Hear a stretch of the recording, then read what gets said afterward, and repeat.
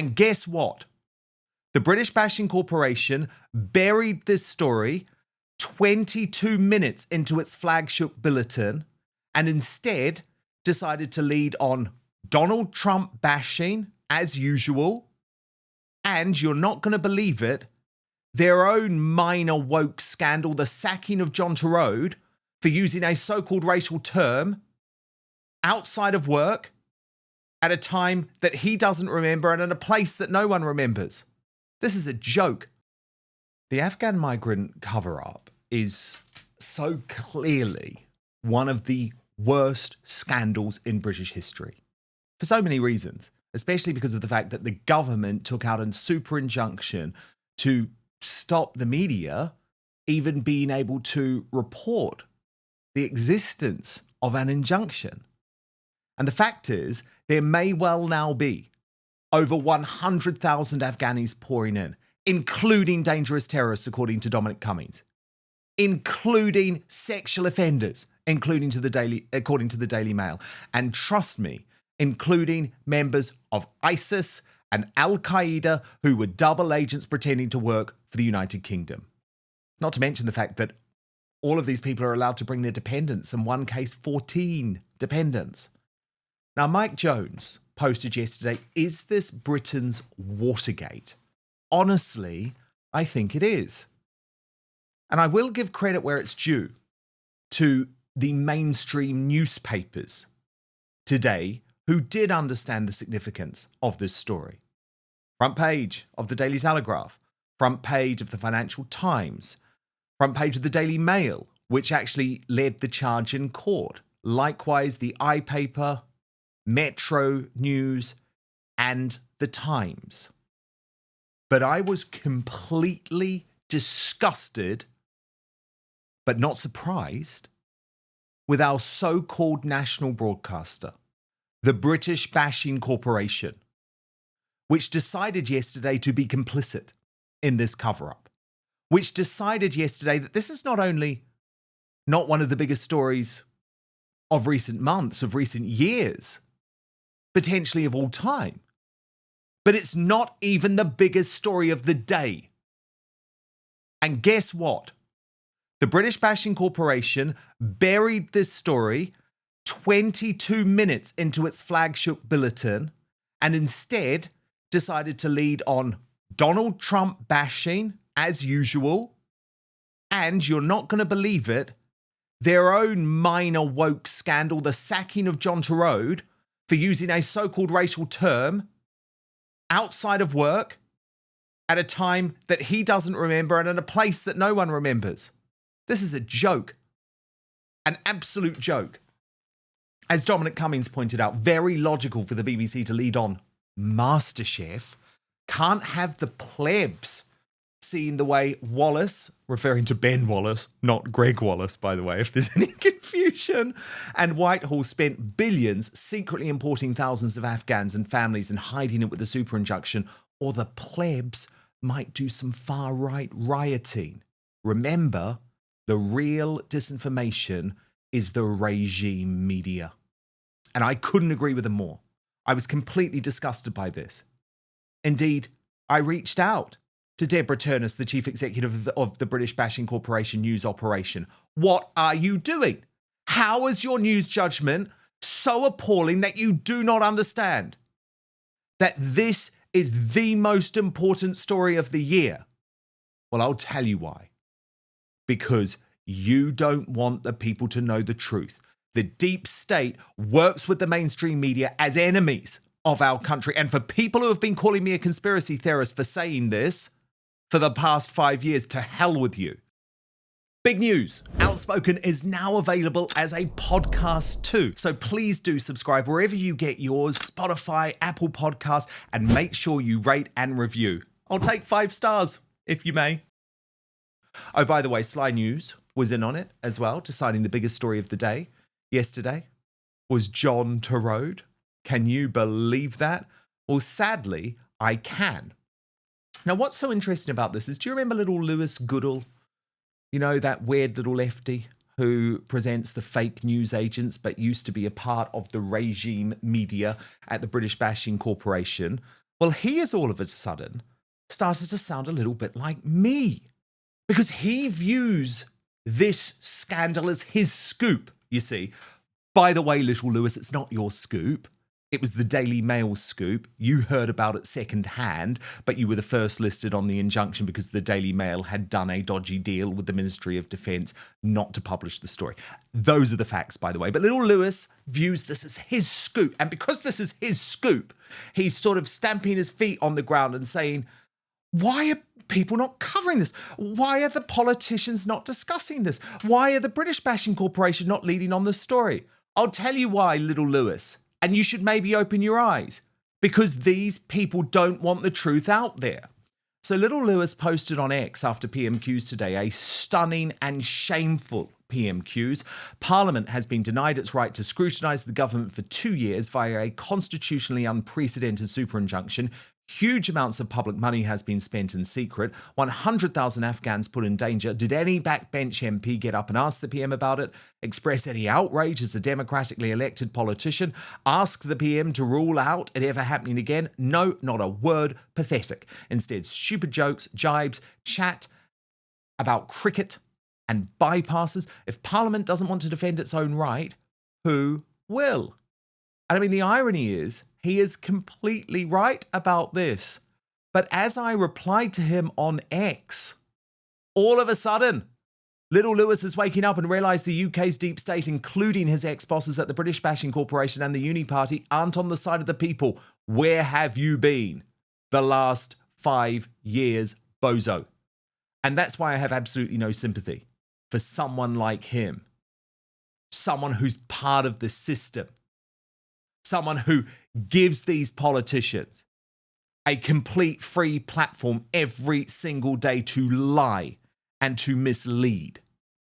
And actually, the people who I respect on both the left and the right realise that this scandal and what this scandal says about where our country is at is actually so significant because it marks a fundamental breaking down in the trust between government and the people. Like Colin Brazier, the brilliant Colin Brazier, who posted, Britain is becoming a cautionary tale. A 67 million people warning to the rest of the Western world on how not to handle an excess of migration and multiculturalism, identity politics and Islamism. And what about Paul Embry, who said, I'm not sure how long a country can hold together when so many in positions of authority, those who run its national, local, corporate, voluntary and educational institutions have a worldview that is so far removed from the opinions of millions of mainstream voters and worse, often consider those opinions to be toxic and worthy of suppression. That kind of deep ideological divergence between the ruling elites and large swaths of the populace is unlikely to end well. And from Matt Goodwin, who's finally started to speak out against Reform UK, who said, I have to say, I've never been as disillusioned with British politics and the state as I am today. This is just wild. Deliberately concealing information from the media, from Parliament, from citizens. This is neither the country I know, nor one that I recognise. But first, the #1 worst fruit for your waistline.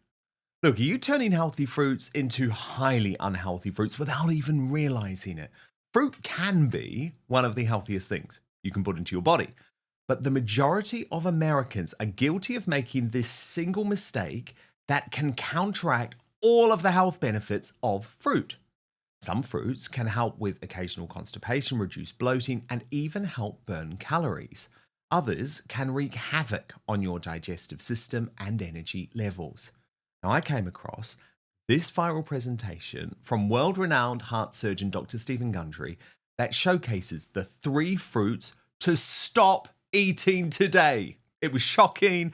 I had no idea. And after finding it out, I've stopped eating these 2. I'm going to put a link for you all to watch it because I want you all to gain this information. I think it's truly important, actually. You can go watch it right now at thehealthyfat.com/outspoken. That's thehealthyfat.com/outspoken. I've also linked it in the description box below this video too, or if you're watching on YouTube or Rumble, you can just click on the QR code on screen or hold up your phone, to the QR code, you know how it works. Oh, and by the way, eliminating these fruits could forever change the way we help increase energy levels, decrease brain fog, support digestion, and even lose weight. So make sure to click on the link below or go to thehealthyfat.com/outspoken to find out now. Dr. Gundry has lost 70 pounds himself using his research and has kept the weight off for over 20 years and counting. His digestive issues are gone. His health is fantastic. He feels younger today than he did in his 40s. His video has been watched by over 20 million people to date. You can watch and learn more about it at thehealthyfat.com/outspoken. Just click on the link in the description box below this video. But now, back to the show. Father Calvin, it's all well and good for Lewis Goodall to be outraged now. But this is not new, is it? And I'm sorry, he has been part of the problem for years. And it's so shocking to me that he only cares now because this is his story. He didn't give a damn when the deep state wanted to overturn the biggest vote in British history in terms of the Brexit referendum. He didn't give a damn when the deep state were doing the most, I guess, I would say morally corrupt things during the COVID pandemic. And I'm sure you would agree, Father Calvin, if it even was a pandemic. The plandemic, maybe we should say that. Indeed. Lewis Goodall has not had a good history in any of these topics. But I think I'm more surprised that this is a state cover-up, that the establishment itself has not just been complicit, but has orchestrated this. Because for years we've been saying, look, it's the lefty lawyers, and I tweeted just this morning, there was a foreign lawyer, I think a Somali man, who was fighting in a previous story to keep an Afghanistani sexual offender in Britain because it would be unsafe for him to return back to Afghanistan due to a threat of violence because he is a sexual offender. And I'm sat there thinking, well, yes, surely that's a good thing.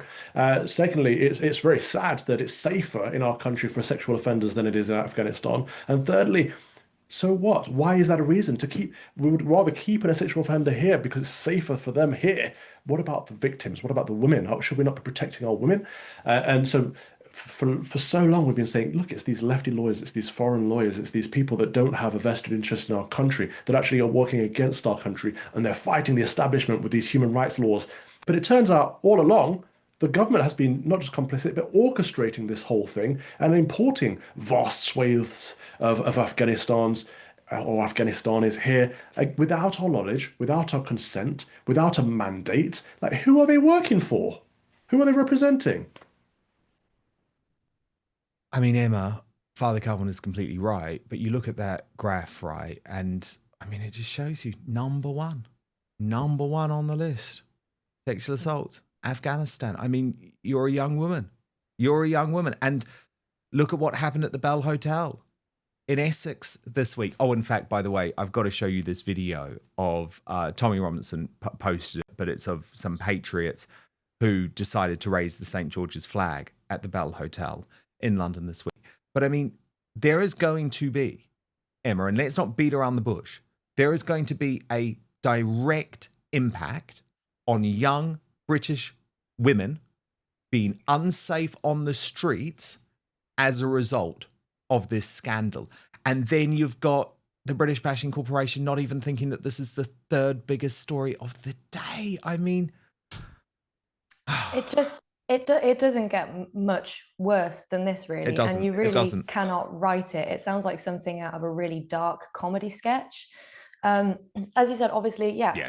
I'm a young woman. I think about these kinds of issues all the time. I mean, growing up, any girl my age or a similar age will agree with me that we've always grown up being told, don't go home alone in the dark, hold your keys, between your knuckles so you can kind of use them to jab or whatever.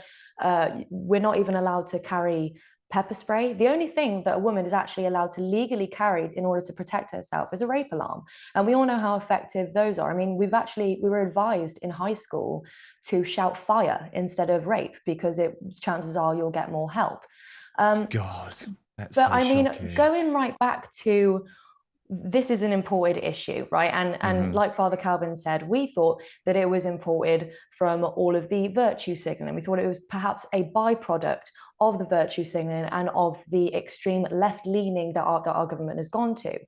Now we're starting to see that it really is coming from a state level, which is even scarier, but it's just confirming what we already thought. I mean, people such as Stephen Wolfe have been pioneering, trying to create their own data sets to show us what the real numbers of immigration are, whether that be legal or illegal. And again, the reason why they don't want us to know about this is because we're seeing our own liberties being taken away. We're seeing our own quality of life being stamped on. I mean, I will never, ever stop bringing up the winter fuel payments issue, because it's just something that absolutely broke my heart. As someone who cared for my nan and used to go and sit in the lounge with all of her friends, and to think of all of their faces, cold, lonely and scared, it's enough to bring anyone to tears. And this is why people are so angry. This is why they don't want us to know, because they know that there would be civil unrest. We'd see more things like the Bell Hotel and Southport. Yes. And it'd be just another opportunity for them to say, oh, we're all far-right thugs. Of course. But the reality is we're citizens that are scared for our future. Yes, of course we are. But the thing is, Emma, the whole apparatus of the state, including, by the way, I mean, I actually now include the British Bashing Corporation as part of the deep state. I have for some time. It is all designed to say, oh, just don't you worry your little head about it. And if you do, you're a far-right lunatic and we're going to slam you. And I mean, Father Calvin, citizen journalism is now so important in all of this. I mean, I was very taken by this post from Dan Dislocated Time on X, who has blown the whistle a bit on this Afghan cover-up. And he wrote, Father Calvin, I was still in the army whilst the Afghans arrived, settled in soldiers' accommodation, driving unregistered vehicles around, dozens of men hanging around at all hours of the night, no women to be seen, as kept inside. Military families felt unsafe. Service wives afraid to leave their houses. This has directly had an impact on military retention and ruined marriages. Untold harm. Imagine being a private on £1,600 a month when the man with 3 wives and 7 kids gets £5,000+ as he leers at your wife. This is a national disgrace. And I just thought, Calvin, is he not summing something up that you will never hear about in the mainstream media? Absolutely. We hear these on-the-ground testimonies from people who have served in Afghanistan and talk about how evil an ideology Islam is, how these men would use their wives and daughters as shields, as bullet shields, and how they would rape the young male servicemen because they have sex with anything, including goats. It's an evil culture, an evil ideology, and one that we should keep far away from Britain. But we've obviously been taken over by this liberal idea that all faiths, all cultures are equal and everyone should be welcome and we should be inclusive. No, we should not be tolerant of evil. We should not be more inclusive. We should be more exclusive, actually. And it's grave error for the government to be importing massive people that have contradictory values to our own. At some point, we're all going to get sick and tired of the establishment, whether it's the state or the mainstream media, calling us all far-right loons. Eventually, we're going to become far-right loons because at some point, the only answer to all of this is fascism and violence, and it's being brought upon us by the lefties and by the liberals. It really is. And I think we're at that point. I mean, I do. And I think a story like this, I mean, why did Rishi Sunak's government take out a super injunction? Because they didn't want us to have this information while we were voting. And it's not that we were going to vote for the Conservatives. I mean, I didn't. I wouldn't vote for the Conservatives probably again after 14 years of failure. It's not about that. It's about that this could have completely changed the election result. I've seen people arguing that the election should be rerun, that this was so anti-democratic what happened. And I actually don't disagree with that at all. I think it is completely disgusting. A scandal on so many ways. I hope and I pray that people start waking up. Thank you so much for watching Dan Wootton Outspoken. Please click on my face just to the bottom left to subscribe to this brand new independent news source and turn on the notification bell so you'll be alerted to our brand new live shows, uncancelled interviews, and special royal episodes. Outspoken is also now available as a podcast, so you can listen to the show every weekday on the go, wherever you are.